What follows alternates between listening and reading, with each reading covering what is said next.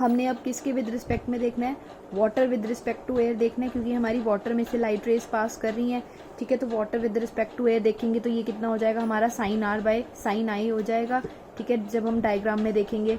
तो अब हमने साइन आर की वैल्यू फाइंड आउट कर ली, साइन आई की वैल्यू फाइंड आउट कर ली, इस इक्वेशन में पुट कर दो, ठीक है। साइन आर कितना था A B by I B, और साइन आई कितना था A B by O B, तो ए बी इधर आ गया, ओ बी क्या चला जाएगा, ऊपर चला जाएगा, ठीक है। तो यहाँ से ए बी कैंसिल हो जाएगा, तो हमारे पास क्या रह गया, O B by I B रह गया, ठीक है। अब हमने क्या करना है इस केस में, अगर हम इसको कंसीडर करते हैं कि हमारा जो बी है, ठीक है, अगर एंगल बहुत स्मॉल है, ठीक है, ये जो एंगल्स हैं ये बहुत स्मॉल है, तो बी हमारा क्या हो जाएगा, अप्रॉक्सीमेटली ए के पास आ जाएगा।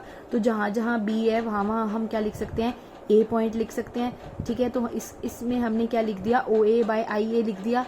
अब हमें पता है ओ ए क्या है, हमारी रियल, ठीक है, जो हमारी रियल डेप्थ थी उसको हमने किससे डिनोट किया था, एक्स से, और जो हमारा आई ए है ये क्या हो जाएगा, हमारा वाई हो जाएगा, जो हमारी एपरेंट डेप्थ थी, ठीक है। तो यहाँ से हमारी क्या आ गई, real depth by apparent depth आ गई। जब हमने क्या देखा, refractive index of water with respect to air that is x over y, ठीक है। तो यहाँ से हमने क्या निकाला, y is equals to x a mu डब्ल्यू, ठीक है। तो हमें पता है कि वाटर से एयर का रिफ्रैक्टिव इंडेक्स का जो रेशियो होता है वो कितना होता है, 4/3 होता है, ठीक है। तो यहाँ से हमारी क्या आ गई, y की वैल्यू, ये ऊपर चला जाएगा हमारा 3, तो ये y कितना हो जाएगा 3/4 इंटू एक्स। तो इसका मतलब क्या होगा, जो आपकी बेसिकली ये फॉर्मूला आपको लर्न करना है, ठीक है। तो जो आपकी एपरेंट डेप्थ है वो कितनी हो जाएगी, 3/4 times of the real depth of the water tank, ठीक है। अब हमने इस केस में क्या देखा था कि हमारा जब एंगल छोटा है तो दैट मीन्स बी और ए अप्रॉक्सीमेटली ऑलमोस्ट क्या हो जाएंगे, सेम हो जाएंगे। तो इसका मतलब क्या हुआ, ये जो आपका फॉर्मूला है ये कब वैलिड है, जब आपका एंगल ऑफ इंसिडेंस क्या है, नॉर्मल, ऑलमोस्ट नॉर्मल हो, ठीक है। अगर आपका कुछ ऑब्लिक है, ऑब्लिक का मतलब क्या है, आपका एंगल ज़्यादा बनेगा, ठीक है। इस केस में देखो आपका एंगल क्या है, बहुत ज़्यादा बन गया ना, यहाँ से उस पहले के केस में जो एंगल ऑफ इंसिडेंस था वो बहुत कम था, ठीक है। तो आपको क्या दिखेगी, ये एपरेंट डेप्थ दिखेगी।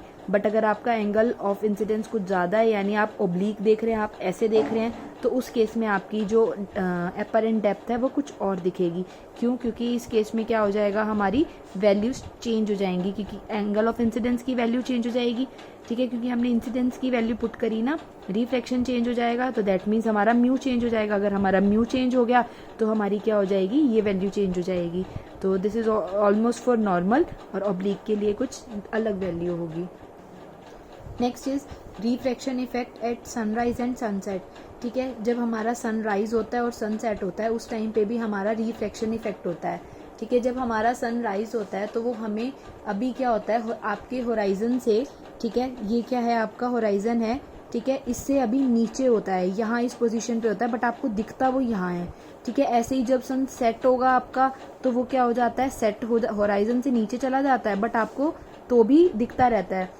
तो 2 मिनट्स का गैप इस साइड होता है, 2 मिनट्स का गैप किस साइड होता है, जो आपका सन राइज हो रहा है 2 मिनट का गैप होता है जब आपका सन सेट हो रहा है, ठीक है। तो ये जो 2 और 2 टोटल 4 मिनट्स होते हैं, ये किसकी वजह से होते हैं, आपको 4 मिनट्स जो सन है वो ज़्यादा दिखता है, वो किसकी वजह से होता है, आपका रिफ्लेक्शन इफेक्ट की वजह से होता है, ठीक है।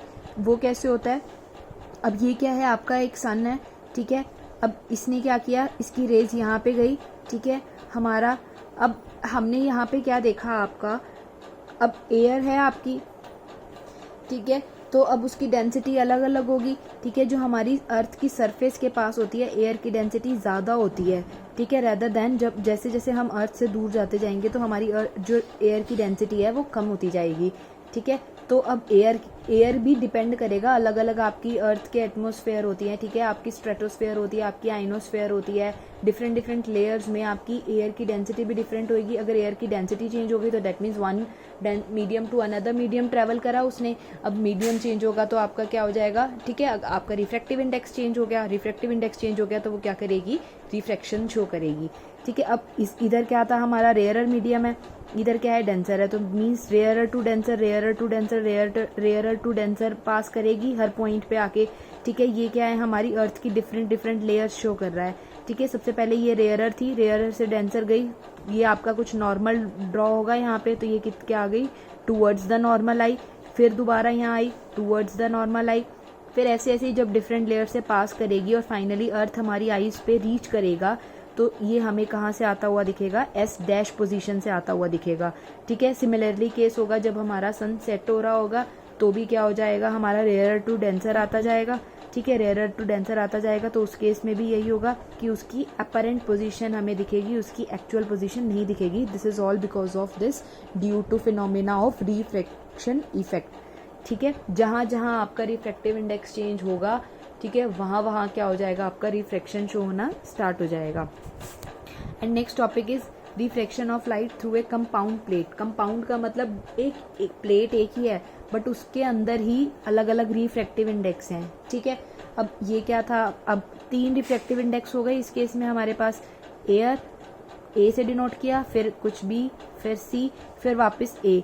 ठीक है, तो अब की बार रिफ्रैक्शन कितनी बार होगा, 3 बार होगा, क्योंकि अब ये क्या है, हमें रेयरर हो गया, इससे कुछ डेंसर, और बी क्या है, डेंसर है, और सी क्या है, बी से ज़्यादा डेंसर है। ठीक है, तो दैट मीन्स ये रेयरर डेंसर, फिर जब बी से सी जाएगी तो इस केस में फिर ये रेयरर हो जाएगा और ये डेंसर हो जाएगा, और जब सी टू ए जाएगी फिर क्या हो जाएगा, डेंसर टू वापस रेयरर हो जाएगा।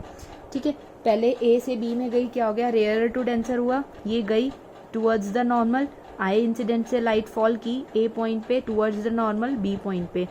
ठीक है, अब इस केस में क्या हो जाएगा, आपका ये R1 है।